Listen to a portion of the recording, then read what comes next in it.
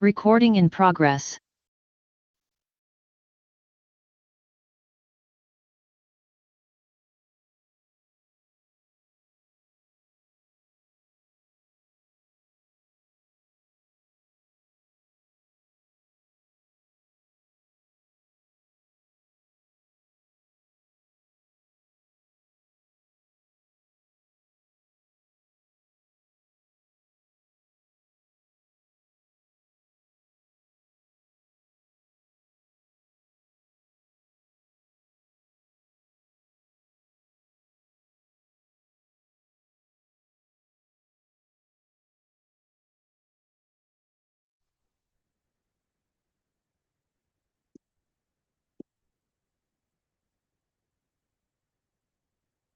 Kapan nggak?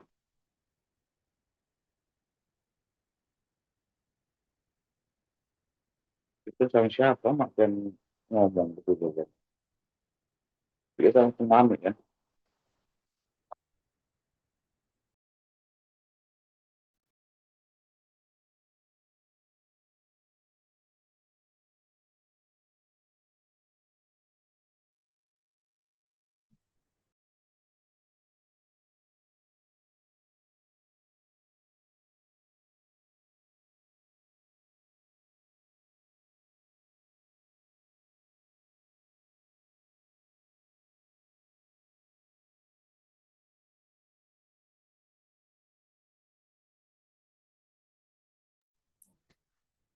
Selamat pagi untuk seluruh peserta Zoom pada pagi hari ini.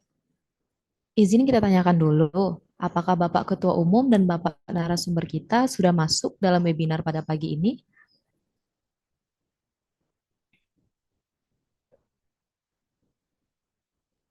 Ya, Mbak Ulan. Ya, Baiklah, terima kasih. Selamat pagi dan salam sejahtera untuk kita semua. Puji syukur kita panjatkan kehadirat Tuhan Yang Maha Esa, karena atas rahmat dan karunia-Nya, kita dapat berkumpul secara virtual dalam webinar hari ini, Selasa 2 Desember 2025, dengan tema Tantangan dan Peluang Gen Z dalam Sektor Konstruksi. Perkenalkan, saya Wulan Seviana yang akan memandu jalannya acara webinar pagi ini. Kami ucapkan selamat datang kepada Bapak Ketua Umum APEKNAS, Bapak narasumber, peserta, serta seluruh pihak yang telah berpartisipasi aktif dalam acara ini. Hadirnya Gen Z membawa warna baru bagi dunia konstruksi. Generasi ini dikenal adaptif, kreatif, dan cepat menguasai teknologi. Melalui webinar ini, kita akan bersama-sama melihat bagaimana inovasi, pola pikir baru, dan kemampuan digital Gen Z dapat memberikan kontribusi besar dalam menciptakan pembangunan yang lebih modern, efisien, dan berkelanjutan.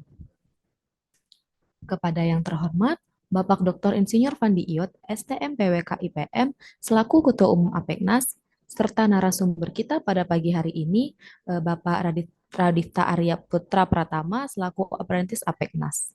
Dan juga kepada seluruh peserta webinar yang hadir pada pagi berbahagia ini, kami menyampaikan salam hormat kepada Bapak Ibu semua. Sebelum itu, kami APEKNAS mengucapkan selamat datang dan terima kasih kepada LPJK dan Kementerian PUPR yang sudah bersedia hadir dalam webinar pada pagi hari ini. Dan juga kami memohon jika Bapak Ibu perwakilan LPJK dan Kementerian PUPR untuk dapat memberikan kata sambutan untuk webinar pagi ini, di mana kami APEKNAS sangat berterima kasih jika bersedia memberikan kata sambutannya. Sebelum memulai acara, izinkan saya sebagai MC pada pagi ini untuk membacakan susunan acara sebagai berikut. Yang pertama ada pembukaan, selanjutnya ada mendengarkan mars dari APEKNAS, dilanjutkan dengan foto bersama sebagai dokumentasi, dilanjutkan dengan opening speech dari Ketua Umum APEKNAS, lalu inti webinar yaitu pemaparan materi oleh narasumber sekaligus diskusi dan sesi tanya jawab, dan diakhiri dengan penutup. Kini, mari kita lanjutkan ke agenda selanjutnya, yaitu mendengarkan Mars APEKNAS. Kepada admin, kami persilahkan untuk memutarkan videonya.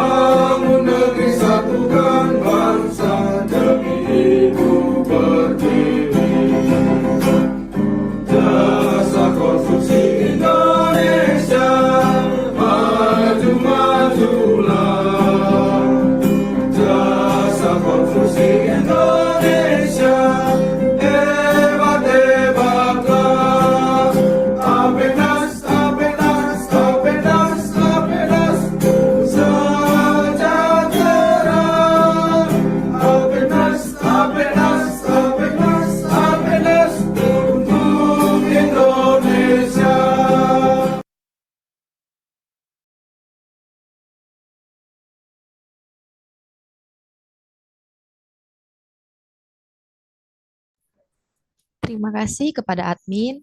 Sekarang izinkan kami untuk melakukan foto bersama sebagai dokumentasi. Dimohon kepada seluruh peserta untuk menyalakan kamera Zoom. Kita akan melakukan dokumentasi. Pada hitungan ketiga, admin akan mengambil screenshot untuk setiap slide-nya. Dimohon kepada peserta untuk menghidupkan kamera Zoom-nya.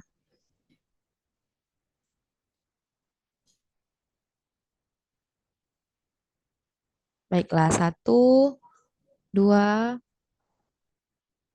3. Slide kedua, 1, 2, 3. Terima kasih.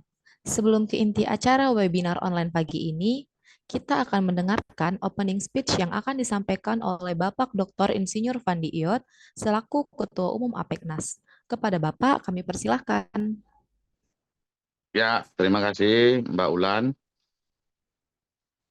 Kita bisa mulai acara webinar kali ini dengan kita buka. Assalamualaikum warahmatullahi wabarakatuh. Shalom, salam sejahtera, Om Swastiastu, Namo Buddhaya, dan salam konstruksi. Hari ini kita membahas terkait dunia konstruksi bagi generasi Gen Z.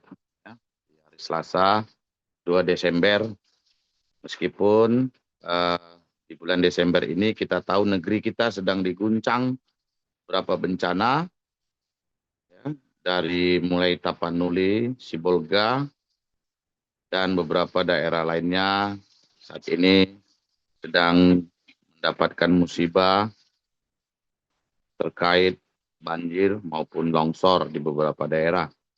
Kita turut berempati kepada para korban bencana dimanapun berada, dan semoga pemerintah segera membantu dalam evakuasi maupun membantu bagi pemenuhan kebutuhan hidup para korban. Kami Apeknas mengucapkan belasungkawa kepada korban yang meninggal dunia terkait bencana alam di beberapa daerah di Indonesia.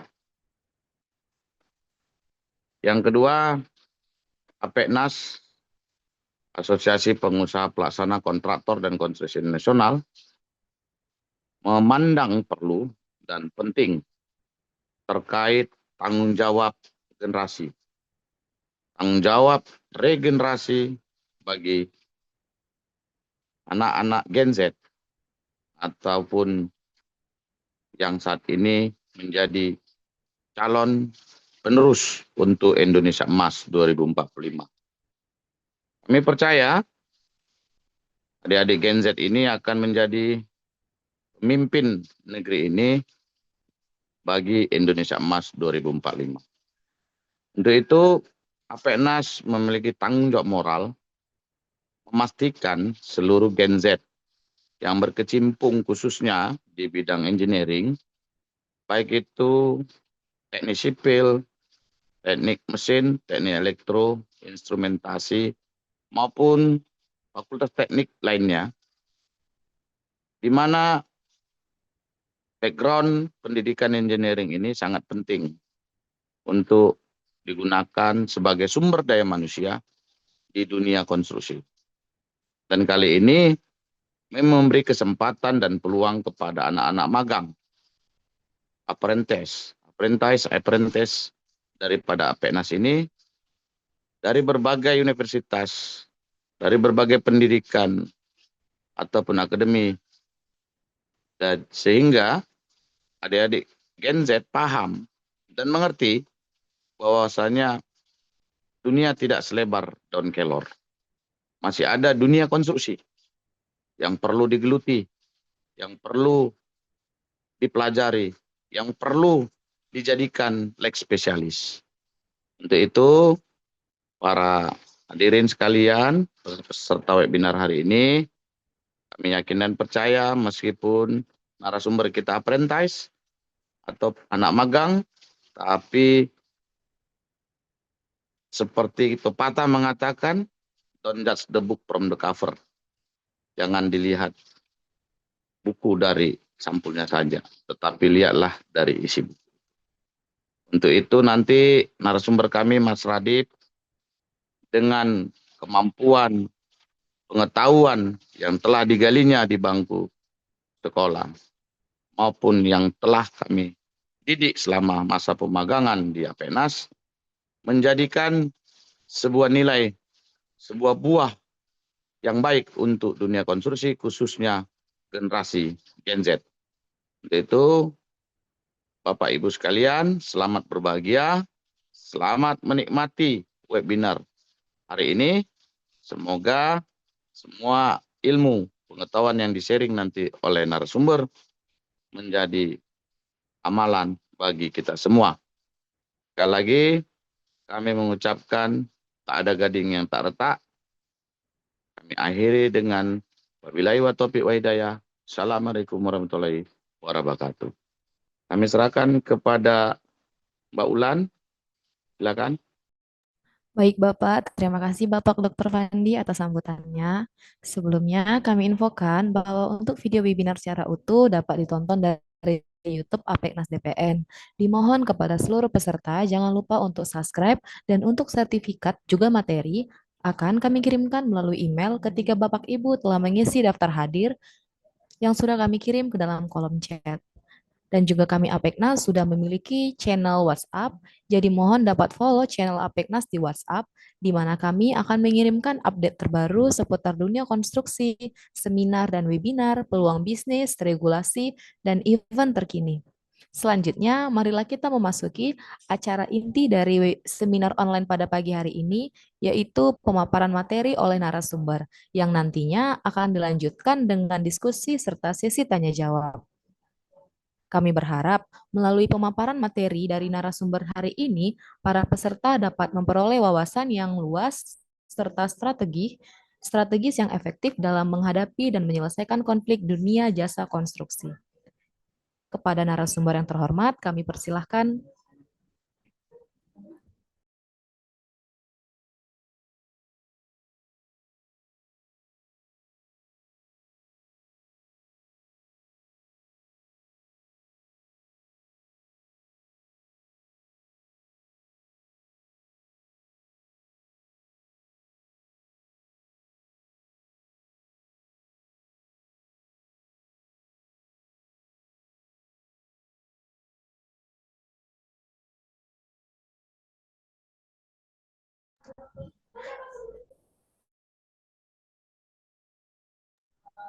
Mohon maaf sebelumnya, tapi sebelum kita memasuki dalam pemaparan materi oleh narasumber, kita akan menampilkan beberapa promo yang sudah kami sediakan melalui kolaborasi dengan ISOSpace. Berikut ada promo akhir tahun yang sudah terkolaborasi dengan ISOSpace, yaitu ada ISO 14001 yang diperoleh yaitu training, dokumen, dan sertifikasi ISO 14001 dengan harga 10 juta saja.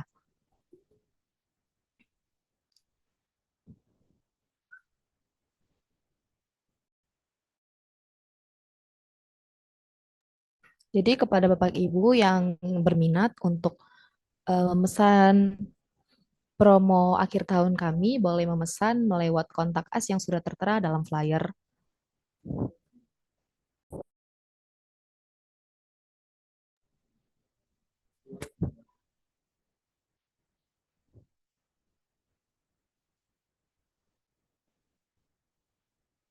Berikut ada promo akhir tahun yang kedua, yaitu ISO 9001, yaitu manajemen mutu, yang sudah tersedia ada training, dokumen, dan sertifikat ISO 9001 dengan harga promo yaitu 10 juta rupiah.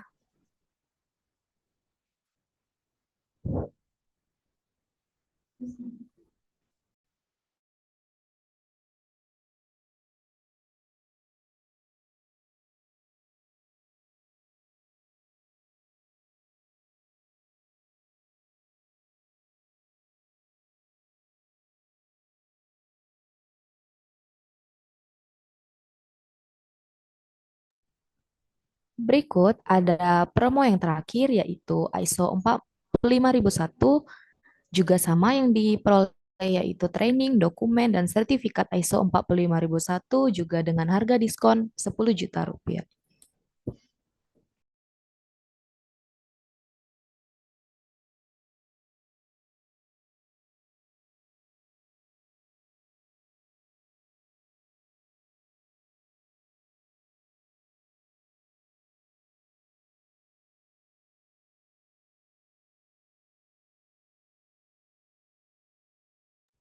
Selanjutnya kita akan mendengarkan video untuk pengurusan SBU dan SKK. Kepada admin kami persilakan untuk memutarkan videonya.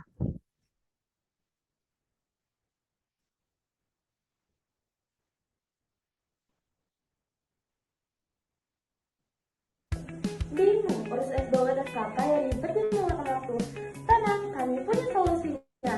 Kami adalah penyedia jasa terpercaya untuk pengurusan SBU dan SKK di bidang jasa konstruksi. Mulai dari konsultasi, persiapan dokumen, hingga sertifikat terbit, semua kami bantu sampai tuntas. Cepat, mudah, dan tentunya sesuai dengan regulasi LPK dan juga OSS. Jadi, kalau Anda butuh SBU dan SKK untuk mendukung bisnis kami di bidang konstruksi, jangan ragu hubungi kami sekarang. Kami siap membantu Anda naik level dan sertifikasi resmi dan legal. Baiklah, terima kasih kepada admin. Selanjutnya, marilah kita memasuki acara inti dari seminar online pagi ini, yaitu pemaparan materi oleh narasumber. Kepada narasumber, kami persilahkan.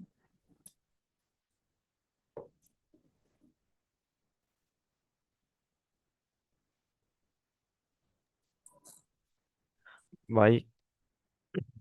Terima kasih Bu Wan dan saya berterima kasih sebesar-besarnya setelah diberi kesempatan untuk menjadi narasumber pada pagi hari ini kepada Bapak Ketum kita, Dr.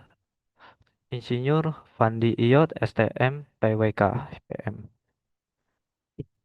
Ya, pada tema ini kita akan mengangkat tentang tantangan dan peluang Gen Z dalam sektor konstruksi. Nah, transformasi industri konstruksi melalui inovasi berkelanjutan dan kreativitas Gen Z. Bagaimana Gen Z dapat mengatasi hambatan dan manfaatkan peluang untuk membangun dunia yang lebih baik. Jadi, webinar ini akan membahas tantangan unik yang dihadapi generasi Z yang lahir di tahun 1997 sampai 2012 di sektor konstruksi, seperti kesenjangan teknologi dan resiko fisik, serta peluang besar seperti inovasi digital dan fokus berkelanjutan. Dengan data terkini dan studi kasus, peserta akan belajar bagaimana Gen Z bisa berkontribusi dan berkembang di industri ini.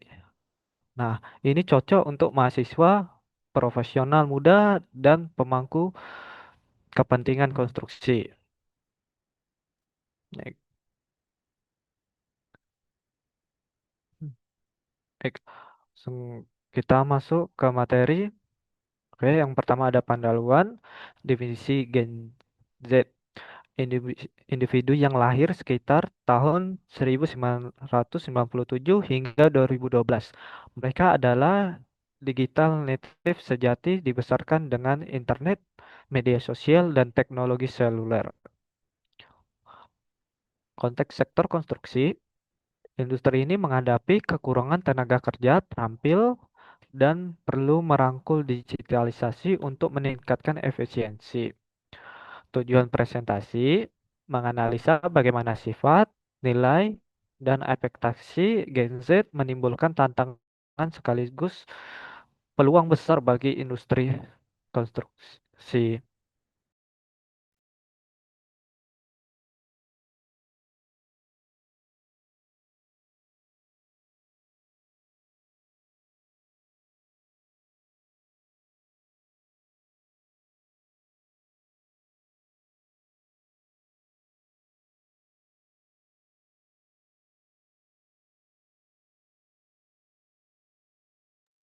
Baik, selanjutnya ada tantangan yang dihadapi sektor konstruksi dalam merekrut Gen Z. Yang pertama ada stigma dan citra industri.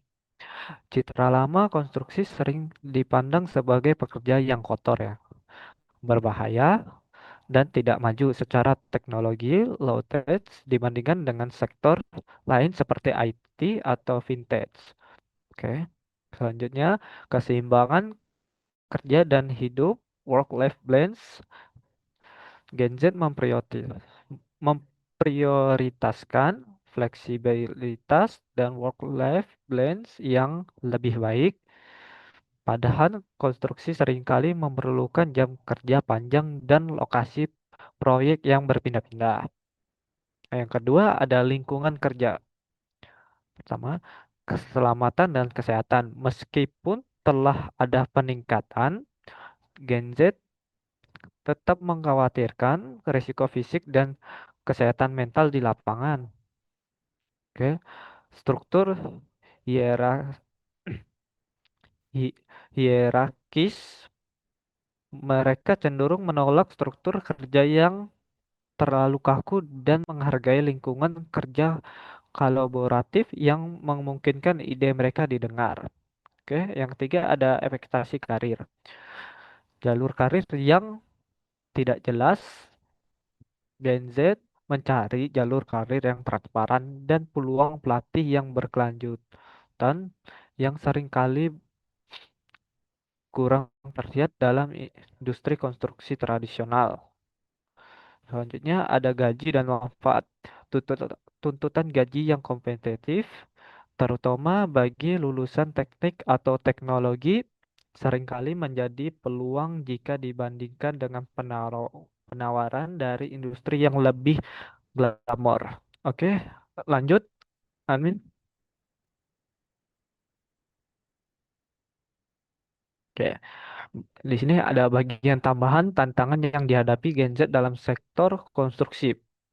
Nah, di sini saya akan mengulang lagi tantangan dari perspektif industri konstruksi eksternal. Ini adalah hambatan yang disebabkan oleh budaya, citra, dan proses berlaku di sektor konstruksi. Pertama ada citra dan budaya industri yang kaku.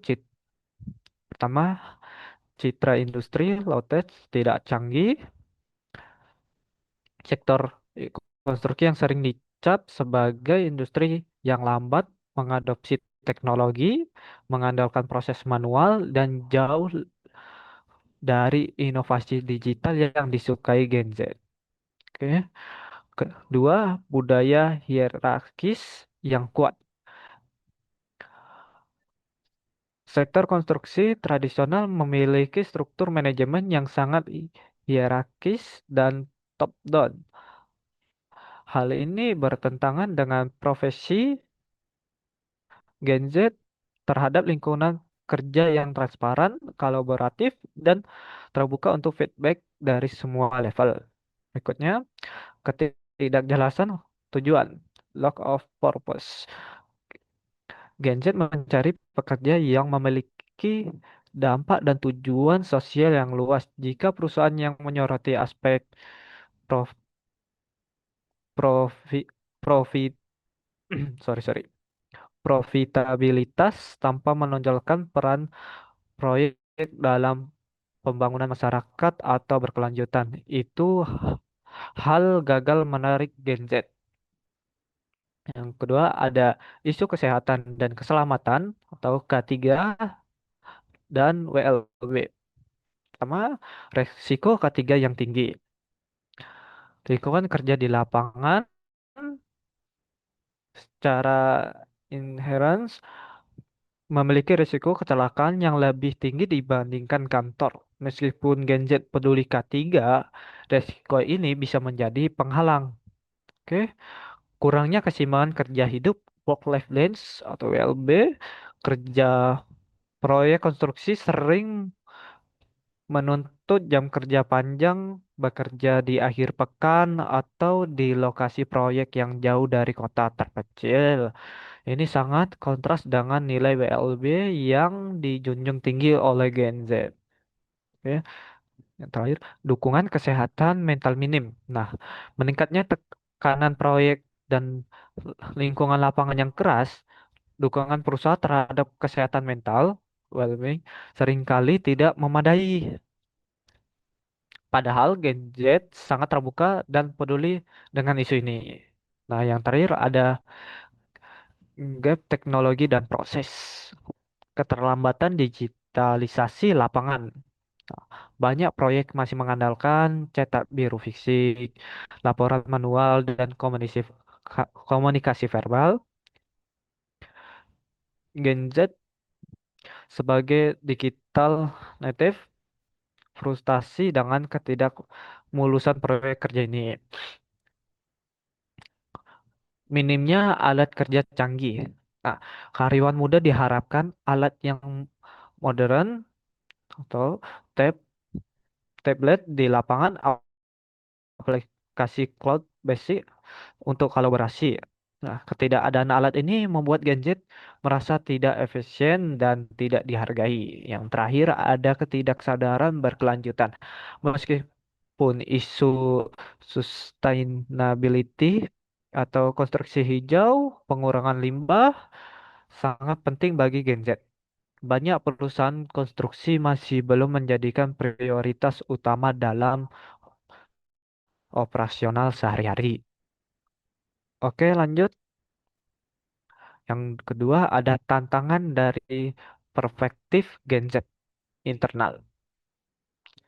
Ini adalah kesulitan adaptasi atau karakteristik Gen Z yang menciptakan friksi dengan tuntutan sektor konstruksi. Yang pertama ada ekspektasi karir dan pengakuan. Ekspektasi karir instan, tumbuh dengan informasi serba cepat, dan pencapaian instan di media sosial. Gen Z cenderung mengharapkan jalur karir yang cepat. Nah, mereka bisa frustasi dengan proses promosi yang dianggap lambat atau praktis di proyek konstruksi jangka panjang. Kedua, ada kebutuhan feedback berkelanjutan. Nah, Gen Z terbiasa menerima feedback atau suka atau komentar secara instan. Budaya yang hanya memberikan evaluasi tahunan atau mingguan terasa tidak memadai bagi mereka. Yang kedua, keterampilan dan pengalaman. Gap hard skill konvensional. Gen Z mungkin mahir dalam software seperti BIM dan desain grafis, tetapi kurang memiliki pemahaman dan pengalaman praktis di lapangan. Misalnya, pengetahuan tentang mendalam material, teknik pemasangan, atau trade skill. Kurang mampu beradaptasi dengan keadaan sulit. Dibandingkan generasi sebelumnya, Gen Z ini dianggap kurang memiliki ketahanan atau resiliensi terhadap tekanan yang tinggi dan lingkungan fisik yang keras di lapangan. Yang terakhir ada ketiga, komunikasi antar generasi. Nah, frikis gaya komunikasi. Gen Z ini lebih memilih komunikasi digital seperti pesan singkat, email, atau chat tim ya. Sementara generasi senior seperti baby boomer atau Gen X yang lebih mengutamakan pertemuan tatap muka dan komunikasi formal. Nah, sorry, perbedaan prioritas terjadi kesalahpahaman antara Gen Z yang memprioritaskan fleksibilitas dan WLB dengan generasi senior yang memprioritaskan loyalitas, waktu lembur, dan prinsip fisik di lapangan. Oke, lanjut. Nah, di sini ada peluang yang ditawarkan Gen Z bagi sektor konstruksi. Gen Z adalah katalistor yang sempurna untuk modernisasi industri konstruksi. Oke. Keterampilan digital dan teknologi atau digital native. Pertama ada adaptasi teknologi. Gen Z sangat mahir menggunakan perangkap lunak BIM atau Building Information Modeling, drone, IoT, Internal of Things, dan aplikasi seluler di proyek. Nah, dua, ada data driven. Mereka terbiasa bekerja dengan data dan analitik, membantu mengimplementasikan manajemen proyek berbasis data dan konstruksi ramping. Lens construction, kecepatan belajar, kemampuan adaptasi mereka yang cepat terhadap alat digital baru memfasilitasi transisi industri ke konstruksi. Nah, B. Inovasi dan efisiensi. Pertama, otomasi dan robotika. Sorry.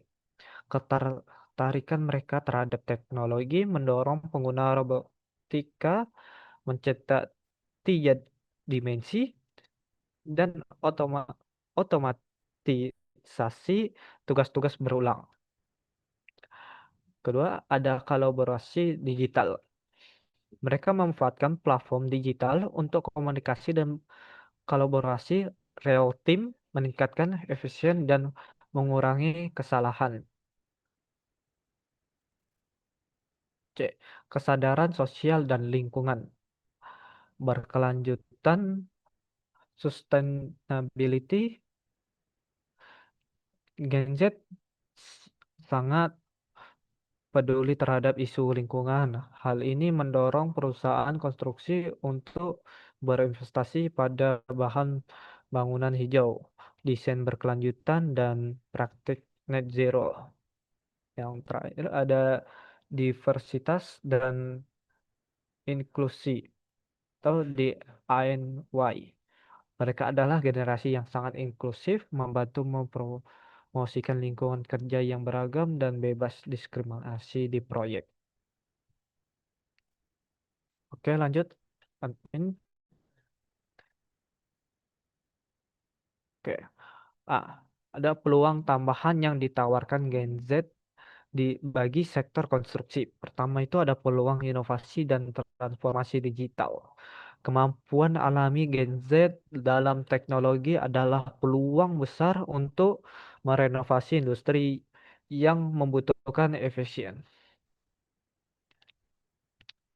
Satu, mempercepat adopsi teknologi konstruksi. Pioneer BIM dan Digital Twin. Gen Z sangat familiar dengan perangkap lunak 3 dimensi dan kolaborasi cloud.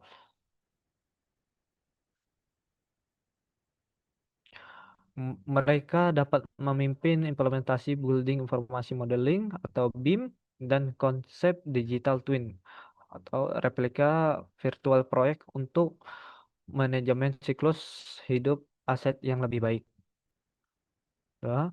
Penggunaan data dan AI.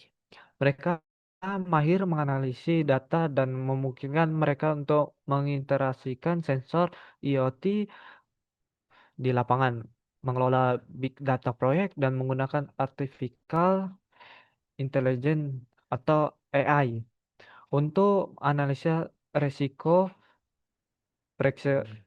prediksi keterlambatan, dan optimasi jadwal. Aplikasi R atau VR untuk pelatihan dan desain. Gen Z dapat memanfaatkan augmented reality atau R dan virtual reality atau VR untuk pelatihan keselamatan ketiga yang imersif, visualisasi desain di lokasi proyek, dan kolaborasi jarak jauh dengan pangku kepentingan. 2. Efisiensi kerja dan kolaborasi. Peningkatan produktivitas. Mereka membawa mindset bekerja lebih cerdas, bukan lebih keras. Oke, melalui otomatisasi tugas-tugas yang repetitif, memangkas birokrasi, dan menggunakan aplikasi manajemen proyek yang efisien. Jembatan komunikasi lapangan kantor. Sebagai digital native, mereka efektif menggunakan alat komunikasi digital, menjembatani kesenjangan informasi antara tim dan sorry, antara tim di lokasi proyek set dan di tim kantor pusat.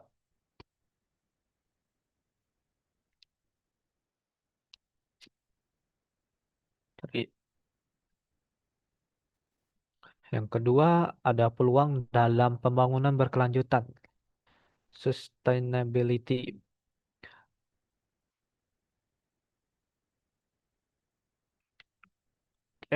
Nilai-nilai Gen Z tentang lingkungan sangat cocok untuk kebutuhan industri konstruksi modern yang harus bergerak menuju praktik hijau. Tiga, mendorong green construction.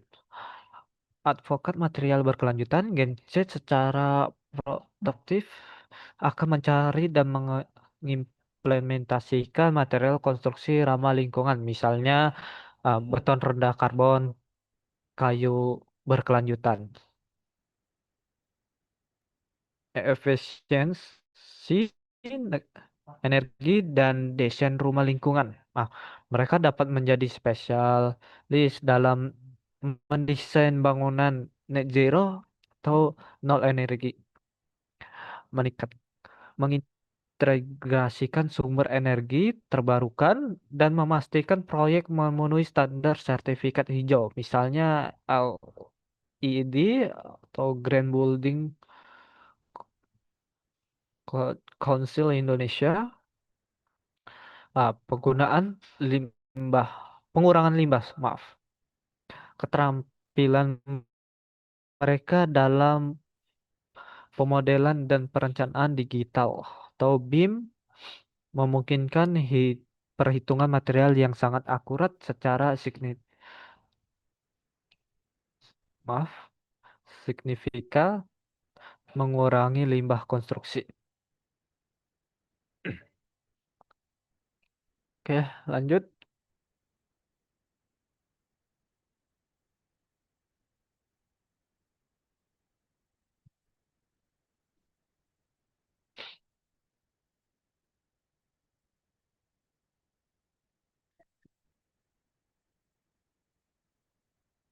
Oke. Yang ketiga, ada peluang membentuk budaya kerja modern. Nah, Gen Z tidak hanya mengubah kerja, tetapi juga lingkungan kerja. Nah, menciptakan lingkungan kerja yang inklusif dan fleksibel. Pertama, ada meningkatkan inklusif dan keragaman. Nah, Gen Z ini menuntut keragaman dan inklusif. Kehadiran mereka dapat membantu memecahkan stereotip dalam industri, membuat konstruksi lebih menarik bagi wanita dan kelompok minoritas lainnya. Mendorong transparansi. Nah, mereka menghargai komunikasi yang terbuka dan transparan. Ini memaksa perusahaan untuk meningkatkan etika bisnis, governance, dan integritas dalam pelaksana proyek. Nah, fokus pada kesejahteraan karyawan. Nah,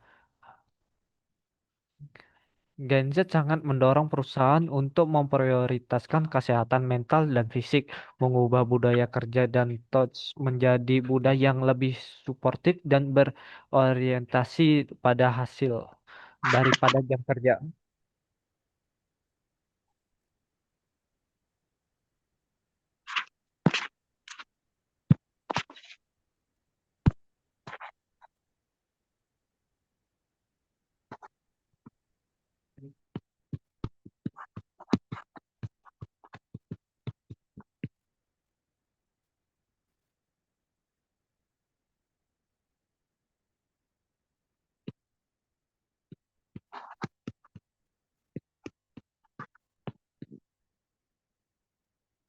Ada insyaallah kurang mantap. Maaf. Yang kedua, ada tantangan dari perspektif generasi Z.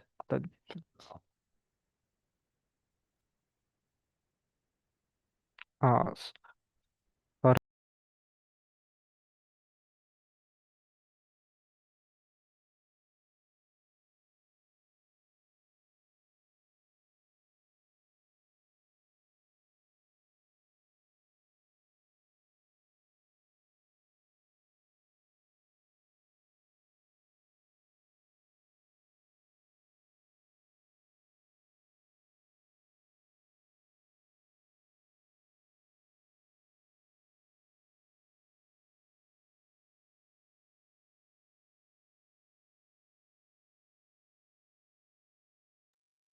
apa namanya,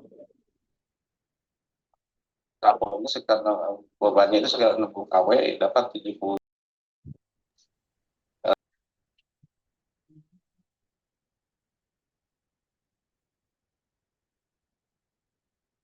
Bawah lagi, sorry, admin.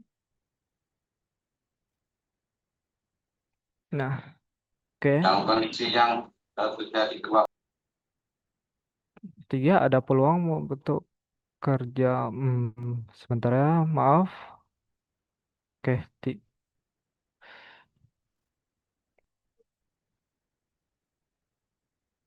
tiga, ada peluang membentuk budaya kerja modern.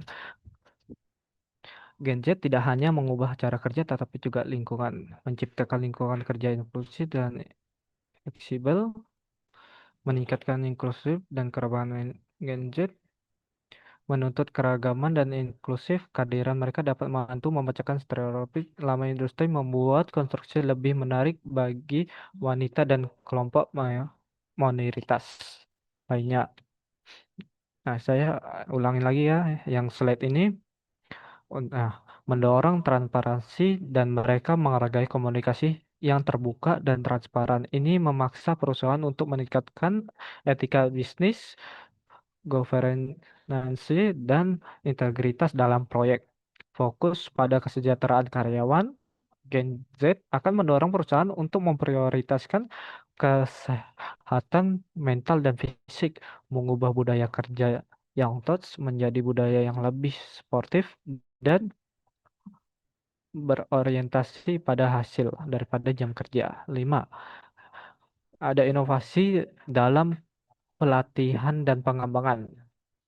Reverse monitoring Gen Z memberikan peluang unik bagi perusahaan yang menerapkan reverse mentoring, di mana karyawan muda mengajarkan manajer senior tentang teknologi, media sosial, dan tren digital. Spesialis baru, keahlian mereka akan membuka pesan baru untuk industri seperti manajer data proyek, spesialis robotika konstruksi, dan koordinator BIM dan VDC atau virtual design dan konstruksi. Oke, lanjut admin.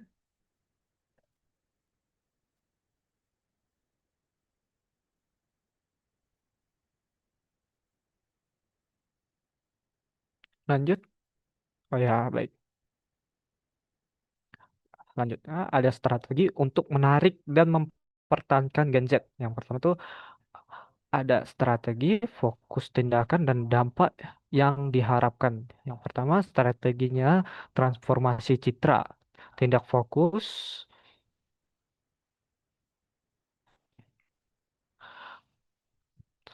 maaf,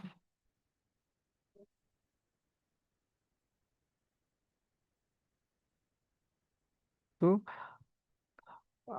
Nah, fokus tindakannya gencarkan kampanye digital atau media sosial yang menyoroti sisi teknologi dan berkelanjutan, misalnya pengguna virtual reality untuk desain. Nah, dampak yang diharapkan menarik minat Gen Z yang berorientasi teknologi. Selanjutnya, strategi modernisasi tempat kerja. Fokus tindakan integrasi wajib perangkat lunak BIM atau project management software dan aplikasi sheet management seluler, menyediakan WiFi yang andal di lokasi proyek. Dampak yang diharapkan memenuhi ekspektasi Gen Z sebagai digital native. Oke, yang tiga ada strategi pelatihan dan pengembangan. Fokus tindakan buat program monitoring terstruktur dan menawarkan pelatihan dalam keterampilan masa depan seperti analisis data dan teknologi konstruksi. Nah, dampak yang diharapkan memberikan jalur karir yang jelas dan mendorong kesetiaan. Yang keempat, ada strategi budaya kerja fleksibel. Nah, Fokus tindakannya tawarkan fleksibilitas waktu kerja jika memungkinkan dan fokus pada output bukan sekedar kehadiran. Prioritaskan kesehatan mental. Sorry. Dampak yang diharapkan meningkatkan work-life balance dan retensi karyawan. Nah, yang terakhir ada strategi fokus berkelanjutan. Fokus tindakan dilibatkan Gen Z dalam proyek hijau dan inisiatif environmental, sosial, dan governance atau ESG perusahaan. Dampak yang diharapkan menghubungkan pekerjaan mereka dengan nilai-nilai pribadi. Nah, oke, admin lanjut ke slide berikutnya. Nah, mengapa di sini saya menjelaskan mengapa Gen Z wajib direkrut. Faktor pendorong utamanya selain keahlian digital, ada faktor pendorong strategi yang menjadikan Gen Z sebagai aset krusial untuk masa depan konstruksi. Pertama, ada jembatan menuju digitalisasi, bridging the digital gap. Penerima penerima artificial intelligence atau AI, Gen Z tidak takut pada AI. Mereka melihat sebagai alat untuk mengotomatisasi tugas membosankan seperti data entry, pembersihan poin cloud awal. Nah, mereka akan mendorong adopsi AI dalam perencanaan, estimasi biaya, dan manajemen risiko proyek.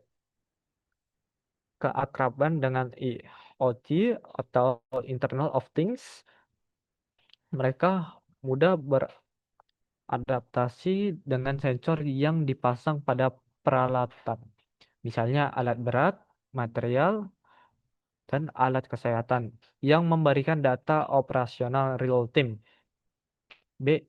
Menghadapi krisis keterampilan skill krisis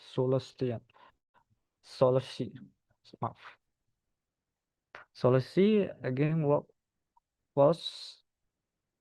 Sektor konstruksi di banyak negara menghadapi fenomena penurunan tenaga kerja again workforce.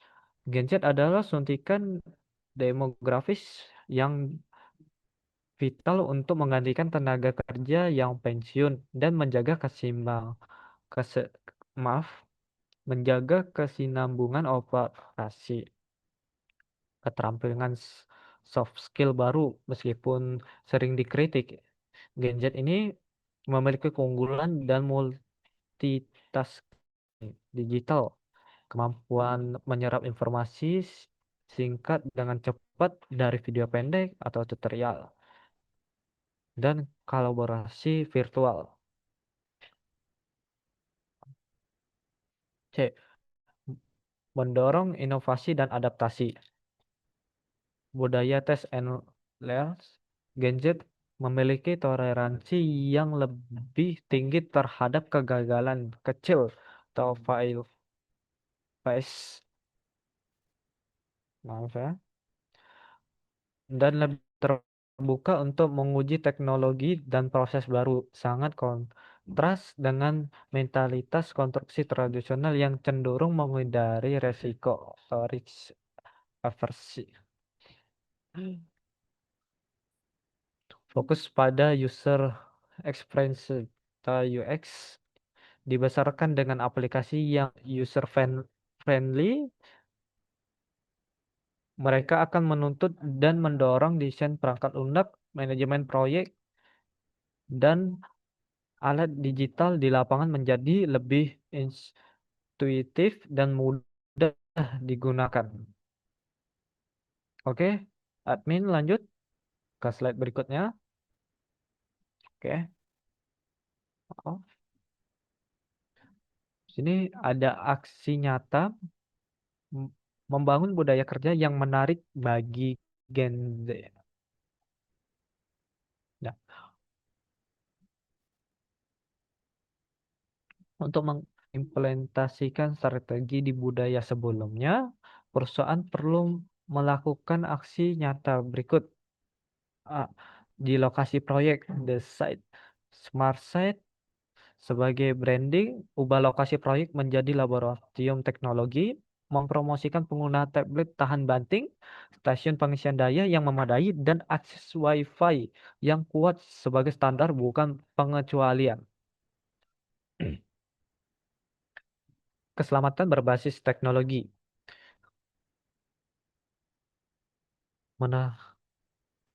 Terapkan alat keselamatan yang terhubung, connected safety, seperti helm pintar dengan sensor tabrakan dan wearable yang memantau kelelahan dan menunjukkan komitmen perusahaan yang terhadap kesejahteraan mereka. B. Manajemen, the office atau manajemen. Program reverser monitoring, pasangkan pekerja Gen Z dengan manajer senior. Nah, Gen Z ini mengajari senior tentang teknologi seperti media sosial, AI, dan aplikasi baru. Sementara senior ini memberikan wawasan tentang industri dan kepemimpinan. Ini menghargai keahlian digital mereka.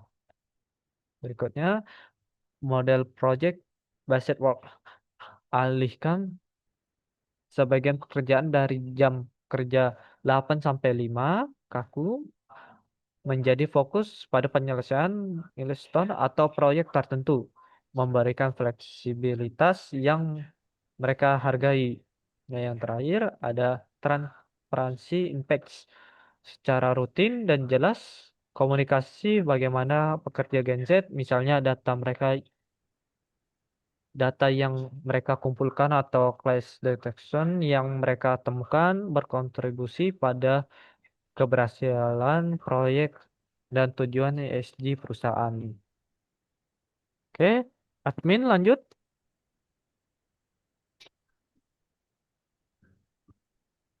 Nah, sini ada contoh implementasi reverse monitoring. Nah, program reverse monitoring, program ini dirancang untuk membalikan peran monitoring tradisional. Di sini Gen Z menjadi mentor yang mengajarkan keterampilan digital, tren, dan budaya yang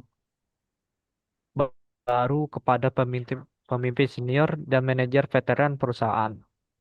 Ini ada aspek program, fokus keahlian, detail implementasi di konstruksi. Gen Z mengajarkan BIM, viewer, mobile application, cloud collaboration tool, dan drone data analisis, penggunaan platform video pendek seperti TikTok atau Reels untuk branding dan recruitment.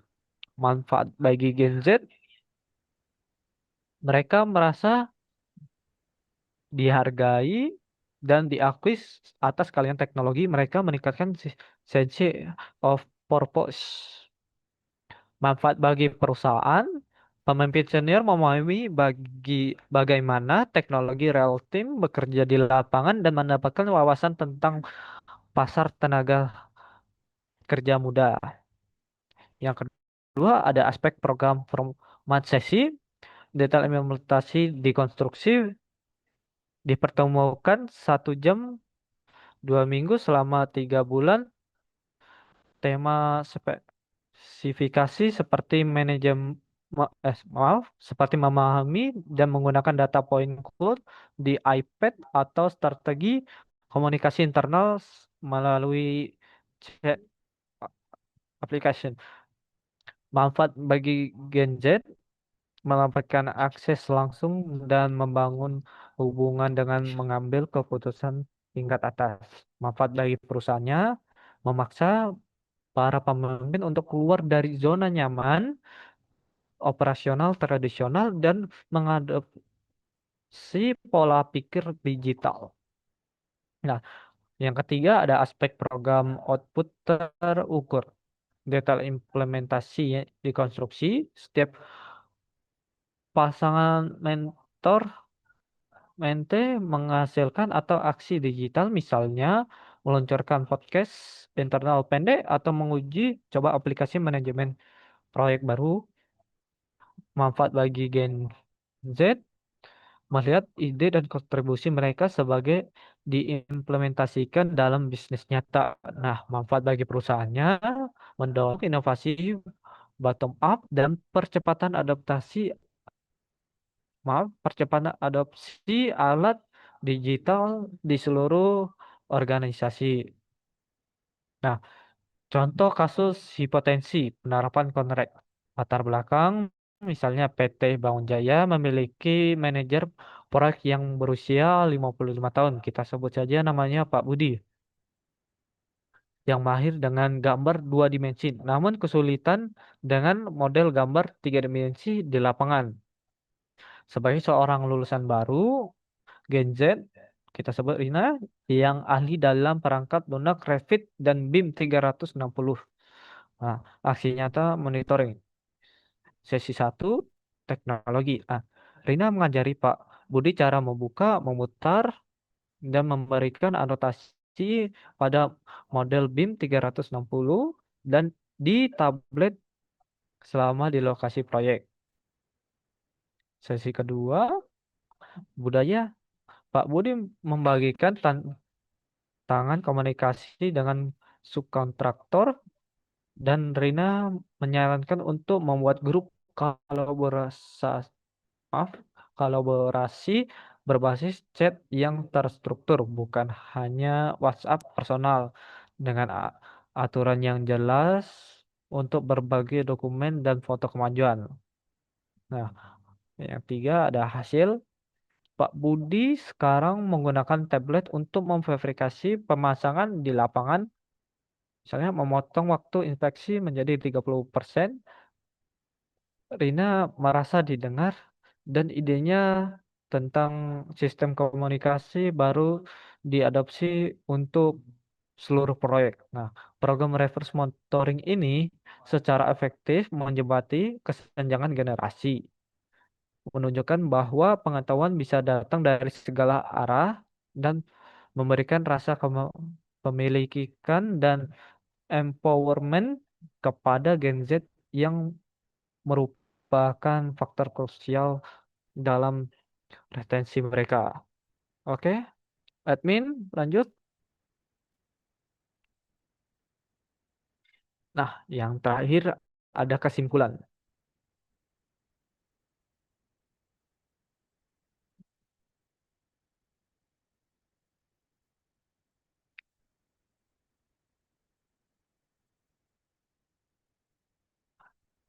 Generasi Z atau Gen Z adalah digital native yang membawa potensi besar untuk modernisasi sektor konstruksi. Tetapi industri ini harus mengatasi kesenjangan persepsi dan budaya kerja. Nah, tantangan utamanya satu, persepsi industri. Gen Z masih melihat konstruksi sebagai pekerja kotor, berbahaya, dan minim teknologi, membuat mereka enggan bergabung. Yang kedua, kesenjangan budaya. Industri ini seringkali kaku dan kurang fleksibel, bertentangan dengan tuntutan Gen Z akan keseimbangan hidup kerja atau work-life balance. Yang ketiga, kekhawatiran. Nah, lingkungan kurangnya fokus pada berkelanjutan atau ESG dapat membuat Gen Z menjauhi sektor yang dianggap tidak ramah lingkungan. Peluang transformasi. Satu, akselerator teknologi. Gen Z sangat mahir dalam teknologi, memungkinkan adaptasi cepat BIM, robotika, AI, dan modular construction untuk meningkatkan efisien dan keamanan. Kedua, pendorong berkelanjutan. Kepedulian mereka terhadap isu lingkungan dan mendorong perusahaan konstruksi untuk berinvestasi lebih serius dalam green building dan praktik ramah lingkungan. Yang tiga, inovasi dan diversifikasi. Mereka membawa pemikiran baru dan keinginan untuk budaya kerja yang lebih inklusif dan transparan untuk membantu memecahkan masalah kekurangan tenaga kerja dan meningkatkan moral. Intinya, Gen Z adalah katalisator yang akan merasa industri konstruksi bertransformasi menjadi sektor yang lebih modern, digital, dan berkelanjutan, asalkan perusahaan siap menyiapkan budaya kerja dan dapat menawarkan jalur karir high-tech yang menarik. Oke, ini oke. Sampai di sini atas presentasi saya. Kita akan lanjut ke sesi tanya dan Bu Wulan, silakan. Terima kasih kami ucapkan kepada narasumber atas pemaparan materi yang luar biasa. Selanjutnya, kita akan memasuki sesi tanya jawab, di mana para peserta memiliki kesempatan untuk mengajukan pertanyaan seputar materi yang telah disampaikan. Silahkan kepada peserta kami yang ingin bertanya, dapat menuliskan pertanyaan di kolom chat atau raise hand untuk menyampaikan secara langsung.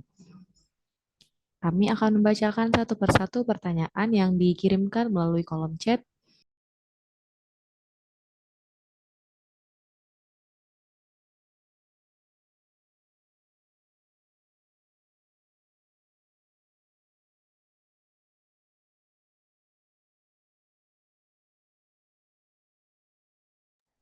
Baiklah, kita sudah ada satu pertanyaan. Pertanyaan pertama dari Bapak Jingga. Pertanyaannya yaitu, izin bertanya Pak, bisakah berikan satu contoh spesifik di mana teknologi yang dibawa Gen Z secara langsung menghemat biaya proyek? Nah, ini saya serahkan kepada Pak narasumber untuk menjawab pertanyaan pertama. Silakan Pak. Baik, oke, ya saya akan menjawab. Nah, melalui scan to beam real time, Gen Z menggunakan pemindai lidar seluler untuk memindai pekerjaan beton yang baru selesai. Nah, mereka ini lalu membandingkan point cloud ini dengan model BIM dalam waktu kisaran 1 jam. Nah, jika ada perbedaan, koreksi bisa dilakukan segera saat beton masih basah. Nah, untuk menghindari pembongkaran mahal atau rework yang memakan biaya dan waktu jika ditemukan terlambat. Nah,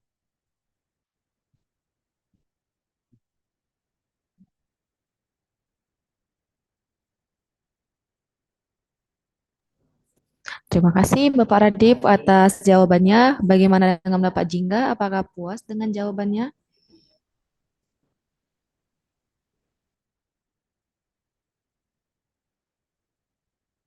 Mungkin sudah terjawab ya Pak Jingga. Selanjutnya kita masuk ke dalam pertanyaan kedua, yaitu dari Ibu Dia Fitri Nirmala. Apa tantangan terbesar dalam melaksanakan program research mentoring yang Anda sebutkan? Mungkin kepada Bapak narasumber kami persilahkan untuk menjawab.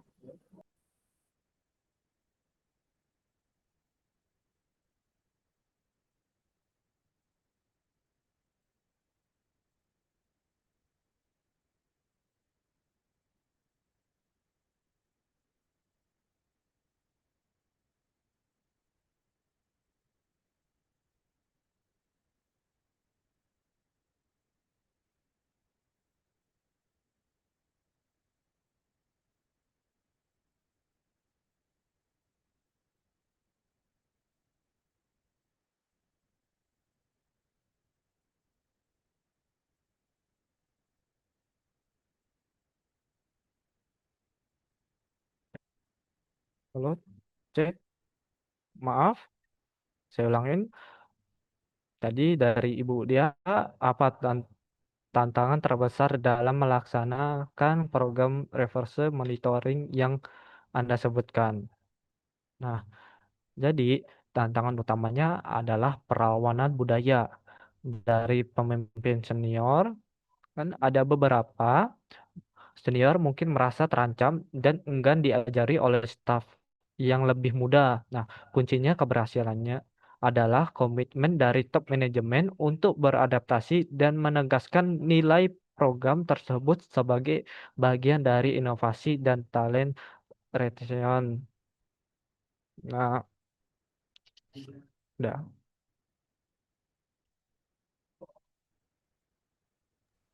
Terima kasih Pak atas jawabannya. Semoga terjawab ya Ibu Ibu Dia Fitri Nilmala. Oke, terima kasih. Selanjutnya pertanyaan dari Bapak Alif. Gen Z mencari fleksibilitas. Apakah mungkin memberikan fleksibilitas jam kerja di lokasi konstruksi yang operasinya sangat terikat waktu, Pak? Silakan Bapak narasumber untuk menjawab.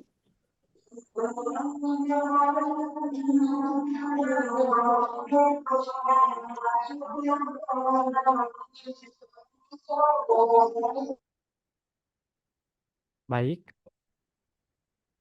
Gen Z mencari fleksibilitas. Apakah mungkin memberikan fleksibilitas jam kerja di lokasi konstruksi yang operasinya sangat terikat waktu? Oke, fleksibilitas tidak selalu berarti bagi pekerja dari rumah. Ini bisa berarti fleksibilitas peran. Misalnya, insinyur diizinkan bekerja hibrid saat tahap perencanaan atau desain. Nah, fokus pada manajemen berbasis milestone di lapangan diterapkan teknologi seperti mobil check-in untuk menghilangkan birokrasi dan mengoptimalkan jadwalan dan memastikan jam kerja yang efisien tanpa pemborosan waktu. Baik.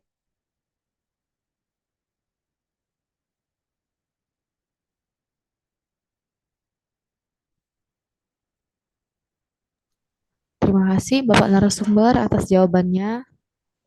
Selanjutnya kita akan membacakan pertanyaan dari Bapak Muhammad Sopian.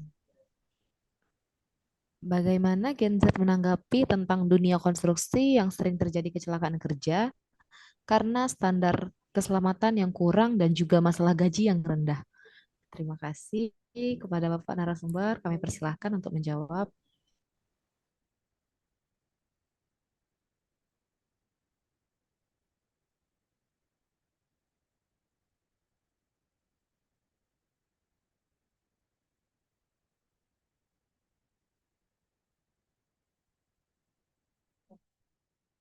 Oh, baik.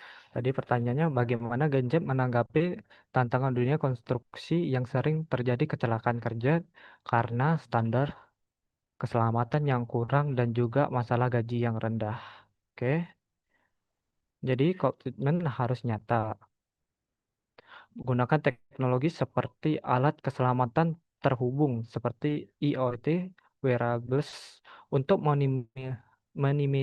maaf, meni- meminimaliskan risiko kecelakaan. Terapkan kebijakan keselamatan dan kesehatan mental seperti hari libur mental atau mental health day, employee assistance program, dan fokus pada output daripada jam kerja yang berlebihan. Misalnya komitmen bahwa keselamatan mencakupi fisik dan mental. Intinya komitmen itu harus nyata dan keselamatan mencakupi fisik dan mental. Oke.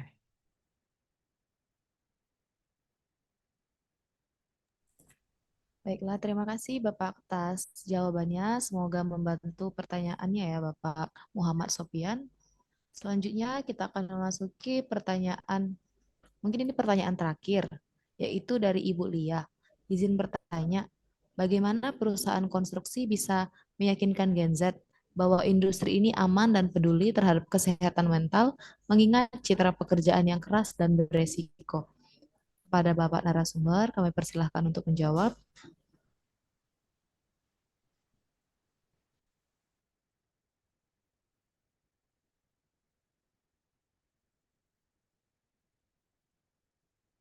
Oke, jadi bagaimana perusahaan konstruksi bisa meyakinkan Gen Z bahwa industri ini aman dan peduli terhadap kesehatan dan mental, mengingatkan citra kerja yang keras dan berisiko. Nah, seperti yang saya jawab tadi, komitmen itu harus nyata. Nah, terapkan kebijakan kesehatan mental seperti hari libur dan fokus pada output dari jam kerja berlebihan. Komunikasikan bahwa selamat mencakup fisik dan mental. Nah, sebentar.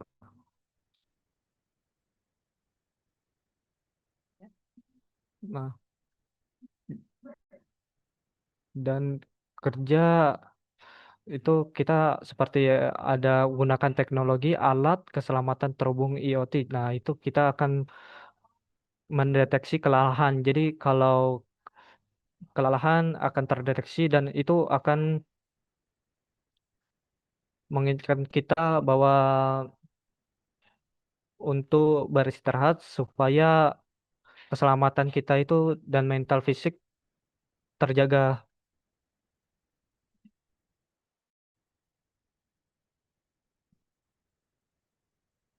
Ya. Baiklah, terima kasih Bapak narasumber atas jawabannya. Semoga terjawab ya Ibu Lia pertanyaannya. Tadi adalah merupakan pertanyaan terakhir yang disampaikan oleh Bapak Ibu. Luar biasa. Terima kasih atas antusiasme Bapak Ibu semua. Banyak sekali pertanyaan yang menarik yang masuk. Namun karena keterbatasan waktu, kita akan akhiri sesi tanya jawab sampai di sini. Semoga diskusi ini menambah wawasan dan menjadi inspirasi untuk kita semua. Sebelum mengakhiri acara webinar online pagi ini, izinkan kami untuk melakukan dokumentasi kembali. Dimohon kepada seluruh peserta untuk menyalakan kamera Zoom.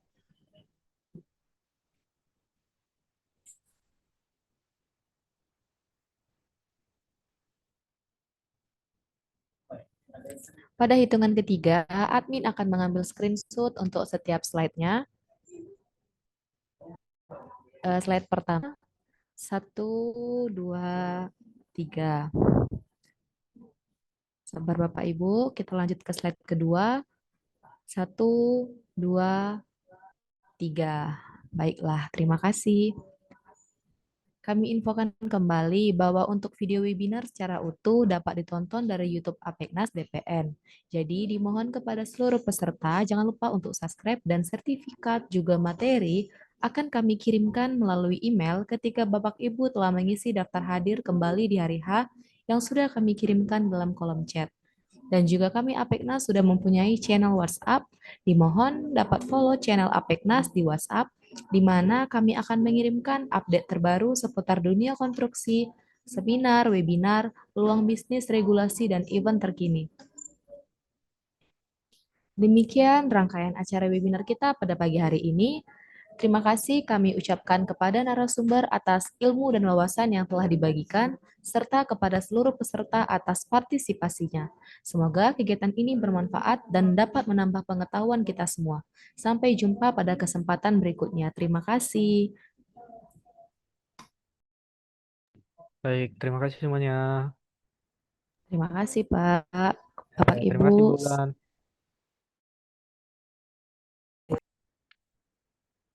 Nggak bisa.